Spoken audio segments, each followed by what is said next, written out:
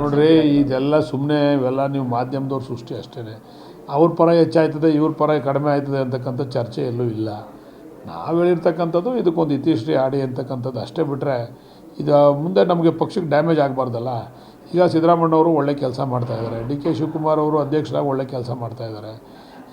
ಇಷ್ಟೆಲ್ಲ ಇದ್ಕೊಂಡು ನಮಗೆ ಇದು ಯಾವುದೋ ಒಂದು ಸಣ್ಣ ವಿಚಾರಕ್ಕೆ ನಮಗೆ ಡ್ಯಾಮೇಜ್ ಆಗಬಾರ್ದು ಅನ್ನೋದಕ್ಕೆ, ಡ್ಯಾಮೇಜ್ ಕಂಟ್ರೋಲ್ ಮಾಡೋದಕ್ಕೋಸ್ಕರ ಹೈಕಮಾಂಡ್ ಮಧ್ಯೆ ಪ್ರವೇಶ ಮಾಡಿ ಏನಾರು ಒಂದು ಇತ್ಯರ್ಥ ಮಾಡಿ ಹೇಳ್ಬಿಡಿ, ಅವ್ರು ನಮ್ಮದು ಇವ್ರು ನಿಮ್ಮದು ಅನ್ನೋದು ಬದಲು ಯಾರೋ ಇಂತ ನೋಡಪ್ಪ ಹಿಂಗಿದೆ, ನೀವು ಇನ್ನು 2 ವರ್ಷ ಹೋಗಿ ಬಾಯಿ ಮುಚ್ಕೊಂಡು ಕೆಲಸ ಮಾಡ್ಕೊಂಡು ಹೋಗಿ, ಈ ರಾಜ್ಯಕ್ಕೆ ಒಳ್ಳೇದಾಗಲಿ ಪಕ್ಷಕ್ಕೂ ಒಳ್ಳೇದಾಗಲಿ ಅಂತ ಒಂದು ಮಾತು ಹೇಳ್ಬಿಟ್ರೆ ಸಾಕು ಅಷ್ಟೇ.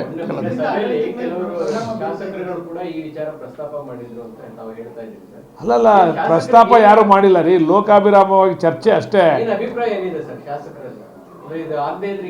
ಇಲ್ಲ, ಶಾಸಕರಲ್ಲಿ ಅಭಿಪ್ರಾಯ ಏನು ಅಂದರೆ ಇದಕ್ಕೊಂದು ಅಂತಿಮ ರೂಪ ಎಳಿಬೇಕು ಹೈಕಮಾಂಡು ಅಂತಕ್ಕಂಥದ್ದು ಅಷ್ಟೇ. ನೀವು ಯಾರನ್ನ ಇಟ್ಕೋತೀರಾ, ಯಾರನ್ನ ಮುಂದುವರಿಸ್ತೀರಾ ಅದು ಪ್ರಶ್ನೆ ಅಲ್ಲ. ಈ ಚರ್ಚೆಗೆ ಒಂದು ಅಂತಿಮ ರೂಪ ಕೊಡಿ ಅಂತ ಅಷ್ಟೇ. ನೀವು ಹೈಕಮಾಂಡ್ ಯಾರನ್ನಾರ ಇಟ್ಕೊಳ್ಳಿ, ಯಾರನ್ನಾರ ಮಾಡಿ, ಏನು ನೀವು ಮಾತಾಡಿದ್ದೀರಾ ಅದು ನಡ್ಸ್ಕೋತಿರೋ ಅಥವಾ ನೀವು ಮಾತಾಡಿದ್ದೀರೋ ಇಲ್ವೋ, ಇದು ಚರ್ಚೆಗೆ ಒಂದು ಫೈನಲ್ ಅಂತ ಬಂದ್ಬಿಡಲಿ. ಸುಮ್ಮನೆ ಇದರಿಂದ ಮುಜುಗರ. ಈಗ ಮುಂದೆ ZP ಬರ್ತಾಯಿದೆ, TP ಬರ್ತಾಯಿದೆ, ಸುಮಾರು ಚುನಾವಣೆಗಳು ಬರ್ತಾಯಿದ್ದಾವೆ.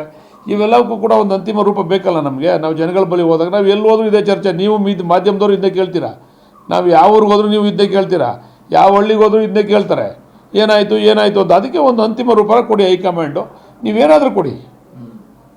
ಇಷ್ಟೊಂದು ದೊಡ್ಡ ಮಟ್ಟದ ಶಾಸಕರು ಕೇಳ್ತಾ ಇದ್ರು ಕೂಡ ಹೈಕಮಾಂಡ್ ಯಾರು ಏನು ಕೇಳ್ತಾ ಇಲ್ಲ ರೀ. ಹೈಕಮಾಂಡ್ ಏನಾಯ್ತು ಅದ್ರ ಮನಸ್ಸಲ್ಲಿ ಗೊತ್ತಿಲ್ಲ. ನಾವು ಅಂತಿಮ ಯಾರು ಏನು ಇವ್ರ ಪರ ಅವ್ರ ಪರ ಅಂತ ನಾವೇನು ಕೇಳ್ತಾ ಇಲ್ಲ. ನಾವು ಕೇಳ್ತಾ ಇರ್ತಕ್ಕಂಥದ್ದು ಇದಕ್ಕೆ ಅಂತಿಮವಾದಂಥ ತೆರೆ ಎಳೀರಿ. ಈ ಚರ್ಚೆ ನಿಲ್ಲಿಸಿ, ಇಲ್ಲಿಗೆ ಚರ್ಚೆ ನಿಂತುಬಿಡ್ಬೇಕು.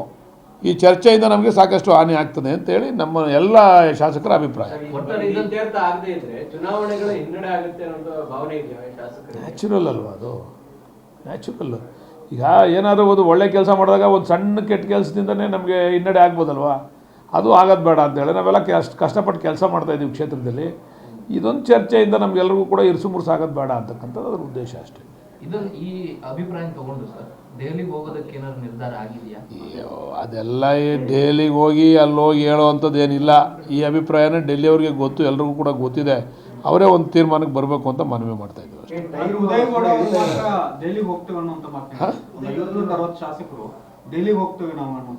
ಯಾರು ಹೇಳಿದ್ರು? ಗೊತ್ತಿಲ್ಲ, ಇಲ್ಲ ಅದನ್ನು ಅದ್ರ ಬಗ್ಗೆ ನನಗೆ ಐಡಿಯಾ ಇಲ್ಲ. ನಾನು ಬರ್ತಡೇಗೆ ಲೀಡ್ ಮಾಡಿದ್ದೆ ಅಷ್ಟೇ, ಎಲ್ಲದಕ್ಕೂ ನಾನು ಲೀಡ್ ಮಾಡಲ್ಲ. ಆಡಳಿತದ ಮೇಲೆ ಏನು ಪರಿಣಾಮ ಬೀರ್ತಾ ಇಲ್ಲ. ಆಡಳಿತದ ಮೇಲೆ ಪರಿಣಾಮ ಬೀರಲ್ಲ, ಸಾರ್ವಜನಿಕರ ಮೇಲೆ ಪರಿಣಾಮ ಬೀರ್ತದೆ. ಆಡಳಿತ ನಡೀತಾ ಇದೆ, ಆಡಳಿತದಲ್ಲಿ ಏನು ಸಮಸ್ಯೆ ಇಲ್ಲ, ಆದರೆ ಸಾರ್ವಜನಿಕರ ಮೇಲೆ ಪರಿಣಾಮ ಬೀರ್ತದೆ. ಸಾರ್ವಜನಿಕರು ಕೂಡ ಚರ್ಚೆಗೆ ಇಳಿದ್ಬಿಟ್ಟವ್ರು ಇದೇ ವಿಚಾರವಾಗಿ.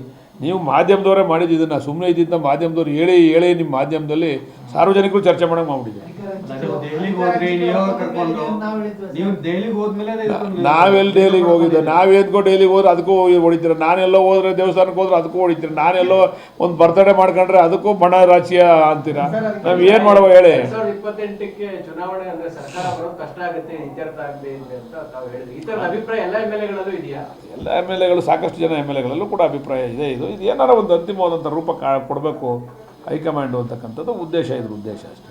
ಸರ್, ವಿರೋಧ ಪಕ್ಷದ ನಾಯಕರ ಆರೋಪ ಸಿದ್ದರಾಮಯ್ಯನವರ ಗಮನ ಆಡಳಿತದ ಮೇಲಿಲ್ಲ, ನಿಮ್ಗಳ ಮೇಲಿದೆ. DK ಅವ್ರ ಕಡೆ ಎಷ್ಟು ಜನ ಇದ್ದಾರೆ, ಅವ್ರು ಎಲ್ಲಿ ಸೇರ್ತಾರೆ? ಈಗ ವಿರೋಧ ಪಕ್ಷದವ್ರು ಇನ್ನೇನು ಆರೋಪ ಮಾಡ್ಬೇಕು? ಅವರು ಅಶೋಕಣ್ಣ ಅವ್ರ ಆರೋಪನೇ ಆಯಿತು. ನಮ್ಮದೇನೋ ಹಿಂಗೈತೆ, ನಿಮ್ಮದೇನದೆ BJPಲಿ? ಇನ್ನೂ ನಿಮ್ಮ ಅಧ್ಯಕ್ಷರು ಮಾಡ್ಕೊಳ್ಳೋಕ್ಕೆ ಆಗಲಿಲ್ಲ.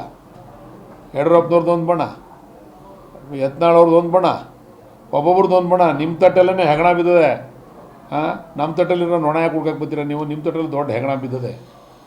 ರಮೇಶ್ ಜಾರಕಿಹೊಳಿದು ಒಂದು ಬಣ, ಎಲ್ಲರದು ಅವ್ರದ್ದು ಒಂದು ರಾಜ್ಯಾಧ್ಯಕ್ಷನ ಮಾಡೋಕ್ಕೆ ಈ ದೇಶ ಆಳ್ತಾರೋ ಪಕ್ಷದ ಕೈಯಲ್ಲಿ ಆಗಲಿಲ್ಲ ಅಂತ ಅಂದಮೇಲೆ ಇನ್ನು ನಾವು ವಿರೋಧ ಪಕ್ಷದಲ್ಲಿರೋರು ಹೆಂಗೆ ಮಾಡೋಕ್ಕೆ ಸಾಧ್ಯ? ಸಣ್ಣ ಪುಟ್ಟ ಎಲ್ಲ ಪಕ್ಷದಲ್ಲೂ ಕೂಡ ನ್ಯೂನತೆಗಳು ಇರ್ತವೆ. ಅದನ್ನೇ ದೊಡ್ಡದಾಗಬಾರ್ದು ಅಂತ ಮನವಿ ಮಾಡ್ತಾಯಿದ್ದೀವಿ ಹೈಕಮಾಂಡ್ಗೆ. ಒಂದು ಮಧ್ಯ ಪ್ರವೇಶ ಮಾಡಿ ಕರೆದು ಎಲ್ಲರನ್ನು ಕೂತ್ಕೊಂಡು ಮಾತಾಡಿ ಏನೋ ಒಂದು ತೀರ್ಮಾನ, ನೀವು ಏನಾರ ಮಾಡಿ ತೀರ್ಮಾನ, ನಾವೆಲ್ಲ ಒಪ್ಕೋತೀವಿ ಶಾಸಕರು, ಬಟ್ ಏನೋ ಒಂದು ತೀರ್ಮಾನ ಮಾಡಿ ಇದು ಚರ್ಚೆ ಆಗದಂಗೆ ನಿಲ್ಲಿಸ್ಬಿಡಿ ಅಂತ ಹೇಳ್ತಾ ಇದ್ದೀವಿ.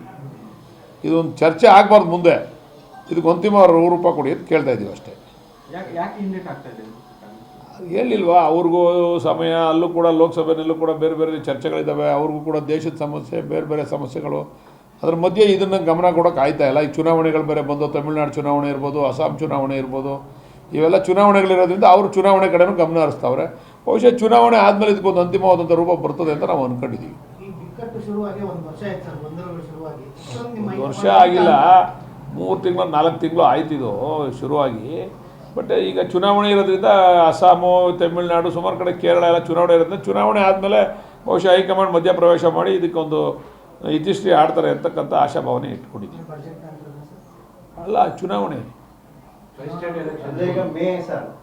ಏಪ್ರಿಲ್ ಮೇ ಚುನಾವಣೆ, ಅಲ್ಲಿವರೆಗೂ ಕೂಡ ಬಹುಶಃ ಇದಕ್ಕೇನೋ ಒಂದು ಅಂತಿಮ ರೂಪ ಕಾಣಲ್ಲ ಅಂತ ಅಂದ್ಕೊಂಡಿದ್ದೀವಿ ನಾವು. ಅದಾದಮೇಲೆ ಬಂದು ಹೈಕಮಾಂಡು ಅವರು ಎಲ್ಲ ಕೆಲವರೆಲ್ಲ ಚುನಾವಣೆಯಲ್ಲಿ ಅವರಲ್ಲ, ವೇಣುಗೋಪಾಲ್ ಅವರು ಕೂಡ ಚುನಾವಣೆ, ಕೇರಳ ಚುನಾವಣೆ ಬಿಸಿಲವ್ರೆ, ಎಲ್ಲ ಚುನಾವಣೆ ಬಿಸಿಲಿರೋದ್ರಿಂದ ಅವೆಲ್ಲ ಚುನಾವಣೆಗಳು ಮುಗಿದ ಮೇಲೆ ಆಮೇಲೆ ಒಂದು ತೀರ್ಮಾನ ಮಾಡ್ತಾರೆ ಅಂತ ಅಂದ್ಕೊಂಡಿದ್ದೀವಿ.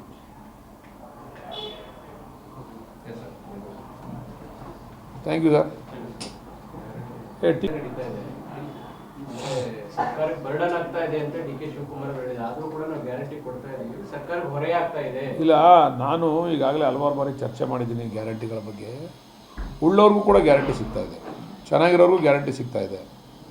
ಬಹುಶಃ ಮತ್ತೊಮ್ಮೆ ಈಗ ಒಂದು ಅರ್ಜಿ ಕಾಲ್ ಫಾರ್ ಮಾಡಿದ್ರೆ ಯಾರು ಬಡವರಿದ್ದಾರೆ, BPL ಕಾರ್ಡ್ ಹೋಲ್ಡರ್ಸ್ ಇದ್ದಾರೆ, ಅವ್ರಿಗೆ ಏನಾದ್ರು ಸಿಕ್ಕರೆ ನಮಗೆ ಸ್ವಲ್ಪ ಈ ಗ್ಯಾರಂಟಿ ಇದರಲ್ಲಿ ಒಂದಷ್ಟು ಸೇವಿಂಗ್ಸ್ ಆಗ್ಬೋದು. ನಮಗೆ ಅದರಲ್ಲಿ ಅಭಿವೃದ್ಧಿ ಕಡೆ ಇನ್ನೂ ಹೆಚ್ಚು ಗಮನ ಕೊಡ್ಬೋದು. ಈಗ ಆಗಿರ್ತಕ್ಕಂಥದ್ರ ಜೊತೆಗೆ ಇನ್ನೂ ಹೆಚ್ಚು ಅಭಿವೃದ್ಧಿ ಕಡೆ ಗಮನ ಕೊಡ್ಬೋದು ಸರ್ಕಾರ. ಅದನ್ನು ಮಾಡಿ ಅಂತ ನಾವು ಕೂಡ ಮನವಿ ಮಾಡಿದ್ದೀವಿ ಮುಖ್ಯಮಂತ್ರಿಗಳಲ್ಲಿ. ಪರಿಷ್ಕರಣೆ ಮಾಡ್ತಾ ಇಲ್ವಲ್ಲ ಸರ್ ಸರ್ಕಾರ? ಪರಿಷ್ಕರಣೆ ಮಾಡಿ ಅಂತ ಹೇಳ್ತಾರೆ. 2 ವರ್ಷ ಆಯ್ತಲ್ಲ, ಈಗ 2 ವರ್ಷ ಆದ್ಮೇಲೆ ಪರಿಷ್ಕರಣೆ ಮಾಡಿ ಯಾರಿಗೆ ಅವಶ್ಯಕತೆ ಇದೆ ಅವ್ರಿಗೆ ಕೊಡಿ. ಎಲ್ಲರಿಗೂ ಕೊಡ್ತಾ ಇದ್ದೀರಾ ನೀವು, ಎಲ್ಲರಿಗೂ ಕೊಡೋದ್ರಿಂದ ಪ್ರಯೋಜನ ಆಗಲ್ಲ. ಯಾರಿಗೆ ಅವಶ್ಯಕತೆ ಇದೆ ಅವಶ್ಯಕತೆಗೆ ತಕ್ಕಂತೆ ತೀರ್ಮಾನ ಮಾಡಿ ಅಂತ ಹೇಳ್ತಾ ಇದ್ದೀವಿ. ಈಗ ಎಲ್ರಿಗೂ ನೀವು ಬಸ್ಸಲ್ಲಿ ಫ್ರೀ ಕೊಡೋಕ್ಕಾಗಲ್ಲ.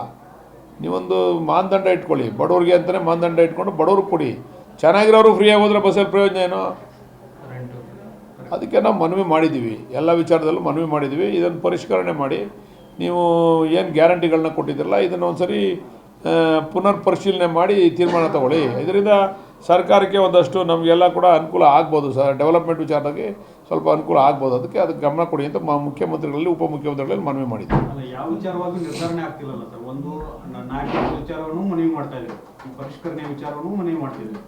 ಯಾವ ವಿಚಾರಗಳು ಆಗ್ತಾನೆ ಇಲ್ಲ, ಎಲ್ಲ ನೆನಗುದಿಗೆ ಬಡ್ಜೆಟ್ ಆದಮೇಲೆ ಮಾಡ್ತಾರೆ ಅಂತ ಅಂದ್ಕೊಂಡಿದ್ದೀವಿ. ಮುಖ್ಯಮಂತ್ರಿಗಳು ಬಡ್ಜೆಟ್ ಆದಮೇಲೆ ಇವೆಲ್ಲ ಗಮನ ಹರಿಸ್ತಾರೆ ಅಂದ್ಕೊಂಡಿದ್ದೀವಿ. ಬರ್ಡೇ ದಿನ ಬಡ್ಜೆಟ್ಗಿಂತ ಮುಂಚಿತವಾಗಿ ಒಂದಿಷ್ಟು ಯೋಜನೆಗಳಿಗೆ ಸಿದ್ದರಾಮಯ್ಯನವರನ್ನ ಭೇಟಿಯಾಗೋಸ್ಕರ ಸೇರಿದ್ವಿ ಅಂತ ಕುಣಿಗಲ್ ರಂಗನಾಥ್ ಅವರು ಹೇಳ್ತಾ ಇದ್ದಾರೆ. ಅಲ್ಲಿ ಎಲ್ಲ ನಮಗೆ ಸಿಗ್ತಾ ಇದೆ ರೀ. ಮನುಷ್ಯನ ತೃಪ್ತಿ ಅನ್ನೋದಿರಲ್ವಲ್ಲಪ್ಪ, ನಮ್ಗೆ ಆಸೆ ಜಾಸ್ತಿ. ಕ್ಷೇತ್ರದ ಅಭಿವೃದ್ಧಿ ದೃಷ್ಟಿಯಲ್ಲಿ ಆಸೆ ಜಾಸ್ತಿ ನಮಗೆ.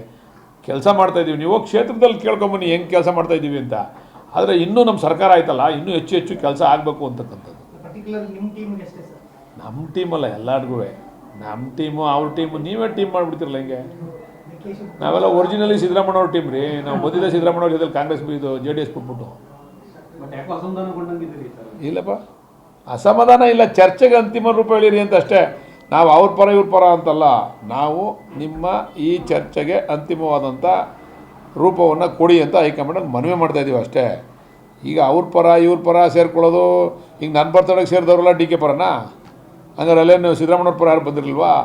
ನಾವೆಲ್ಲ DK ಪರನೇನಾ? ಇಲ್ಲ, ಕೆಲವರೆಲ್ಲ ಬಂದು ಹೋದರು, ಒಂದು 30-35 ಜನ ಬಂದು ಹೋದರು. ಕೆಲವರೆಲ್ಲ ಬಂದು ಹೋದರು.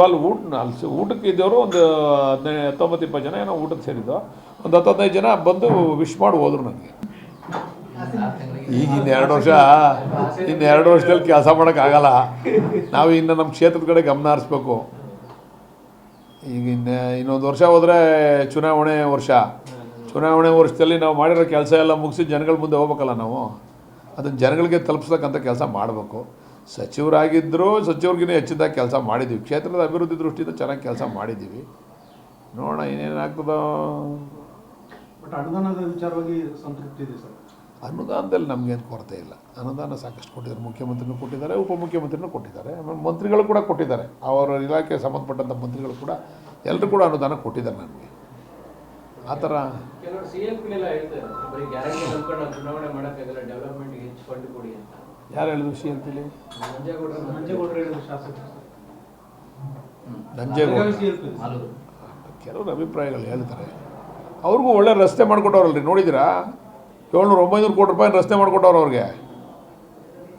KCPL ಟೆಂಡರ್ ಕರೆದವ್ರು ನೋಡಿ, ಅದು ನಂಜೇಗೌಡರು ಮಾಡಿಸ್ಕೊಂಡಿರೋದು. ಅದು 900 ಕೋಟಿ ಹುಡುಗಾಟನ ಅವ್ರ ಕ್ಷೇತ್ರದಲ್ಲಿ ಎಲ್ಲ ಕಡೆಯಿಂದನೂ ಕೂಡ ವರ್ತುಲ ರಸ್ತೆಗಳನ್ನ ಮಾಡಿಸ್ಕೊಂಡಿದ್ದಾರೆ ಅವರು. 900 ಕೋಟಿ ವೆಚ್ಚದಲ್ಲಿ ಆಗಿದೆ. ಟೆಂಡರ್ ಕೂಡ ಆಗಿದೆ. KCPL ಕೆಲಸ ಪ್ರಾರಂಭ ಆಗಿದೆ. ಅವೆಲ್ಲ ಒಳ್ಳೊಳ್ಳೆ ಕೆಲಸ ಅಲ್ವಾ? ನಮಗೂ ಕೂಡ ಆಗಿದೆ. ನಮ್ಮದೊಂದು KCPL ಆಗಿದೆ. ನಮ್ಮದೊಂದು 400 ಕೋಟಿ ವೆಚ್ಚದಲ್ಲಿ KCPL ಒಂದು ಕೆಲಸ ಆಗ್ತಾಯಿದೆ. ಹಂಗೆ ಎಲ್ಲ ಕಡೆ ಕೆಲಸ ಆಗಿದೆ. ನಮ್ಗೆ ಸಮಸ್ಯೆ ಇರೋದು ಇದೆ ತಲೆನೋವು. ಸರ್, ಅಭಿವೃದ್ಧಿ ಆಗಿದೆ ಅಂತೀರಾ, ಕೆಲಸ ಆಗಿದೆ ಅಂತ ಹೇಳ್ತೀರಾ, ಬಟ್ ಅದನ್ನ ಸರ್ಕಾರ ಪ್ರಚಾರ ಮಾಡ್ಕೊಳ್ತಿಲ್ವಲ್ಲ, ತೋರಿಸ್ತಿಲ್ವಲ್ಲ? ಪ್ರಚಾರ ನಾವು ಮಾಡ್ಕೋತಾ ಇದ್ದೀವಿ. ಈಗ ನೋಡಿ, 4ನೇ ತಾರೀಕು ಒಂದು ಏತ ನೀರಾವರಿಗೆ ಒಂದು 100 ಕೋಟಿ ವೆಚ್ಚದಲ್ಲಿ ನಮ್ಮ ಭಾಗದಲ್ಲಿ, ನಮ್ಮ ಗ್ರಾಮ ಇದೆಯಲ್ಲ ಆ ಭಾಗದಲ್ಲಿ ಸನ್ಮಾನ್ಯ DK ಶಿವಕುಮಾರ್ ಅವರು, DK ಸುರೇಶ್ ಅವರು ಒಂದು ಅವರ ಪರಿಶ್ರಮದಿಂದ ಮಂಜೂರಾತಿಯಾಗಿ ಈಗ ಅದು ಟೆಂಡ್ರೆಲ್ಲ ಆಗಿ 4ನೇ ತಾರೀಕು ಕಾರ್ಯಕ್ರಮ ಇದೆ. ನೀವೆಲ್ಲ ಬನ್ನಿ. ನನ್ನ ಕ್ಷೇತ್ರದಲ್ಲಿ ಒಂದು ಒಳ್ಳೆಯ ಕಾರ್ಯಕ್ರಮ DCM ಕರ್ಕೊಂಡೋಗಿ ಮಾಡ್ತಾಯಿದ್ದೀವಿ. ಅವ್ರ ಇಲಾಖೆಯಲ್ಲಿ ಆಗಿರ್ತಕ್ಕಂಥ ಕೆಲಸ ಅದು ಕರ್ಕೊಂಡೋಗಿ ಮಾಡ್ತಾಯಿದ್ದೀವಿ. ಸುಮಾರು 100 ಕೋಟಿ ವೆಚ್ಚದಲ್ಲಿ ಆಗಿರುತ್ತೆ. ರೀಚ್ ಆಗ್ತಿಲ್ಲ ಸರ್, ಬರೀ ಇದೇ ಚರ್ಚೆ. ನಾವು ರೀಚ್ ಆಗಿದ್ದೀವಿ. ನಮ್ಮ ಕೆಲಸನೂ ರೀಚ್ ಆಗೈತೆ. ನಾವು ರಾಜ್ಯದ ಮಟ್ಟದಲ್ಲಿ ನಾವು ಚರ್ಚೆ ಮಾಡ್ತಾ ಇರೋದು, ನಮ್ಮ ಕ್ಷೇತ್ರದ ಮಟ್ಟದಲ್ಲ. ರಾಜ್ಯದ ಮಟ್ಟದಲ್ಲಿ ಪಾಪ ಎಲ್ಲರೂ ವಾಪಸ್ ಬರ್ಬೇಕಲ್ಲ, ಗೆದ್ದು ಬರ್ಬೇಕಾದ್ರೆ ಇವೆಲ್ಲ ನಿಲ್ಲಬೇಕು. ಅದರಿಂದ ಒಂದು ಇತ್ಯರ್ಥ ಮಾಡಿ ಅಂತೇಳಿ ಹೈಕಮಾಂಡ್ನಲ್ಲಿ ಮನವಿ ಮಾಡ್ತಾಯಿದ್ವಿ. ಇದು ನಾವು ಊಟಕ್ಕೆ ಸೇರಿದಾಗ ಮಾತಾಡ್ಬೇಕಾದ್ರೆ ಜನರಲ್ ಆಗಿ, ನೋಡಪ್ಪ ಹಿಂಗೆ ಐತೆ, ಏನು ಮಾಡೋದು, ಹಿಂಗೆ ಅದು ಚರ್ಚೆ ಆಯ್ತವಲ್ಲ. ಈಗ ಅಲ್ಲಿ ಹಳ್ಳೀಲಿ ಕೂತಿದಾಗ ಬಿಡಿ ಸೇದ್ಕೊಂಡು ಟೀ ಕುಡ್ಕೊಂಡು ಮಾತಾಡಲ್ವಾ? ನರೇಂದ್ರ ಮೋದಿ ಹಂಗೆ ಕಾಣಲ್ಲ, ಸಿದ್ದರಾಮಯ್ಯ ಹಿಂಗೆ ಕಾಣಲ್ಲ ಅಂತ. ಹಂಗೆ ಅಲ್ಲಿ ನಾವು MLAಗಳು ಸೇರಿದಾಗ ಇದೇನಪ್ಪ ಇದು ಹಿಂಗೆ ನಡೀತಾ ಇದೆ, ಅದು ಹಂಗೆ ನಡೀತಾ ಇದೆ, ಇದೇನು ಹಿಂಗೆ ಆಯ್ತದೆ, ನಾವು ಇಷ್ಟೆಲ್ಲ ಕೆಲಸ ಮಾಡ್ತಾಯಿದ್ದೀವಿ, ಮಾಡಿದ್ರೂ ಕೂಡ ನಮ್ಗೆ ಹಿನ್ನಡೆ ಆಯ್ತಾ ಇದೆ.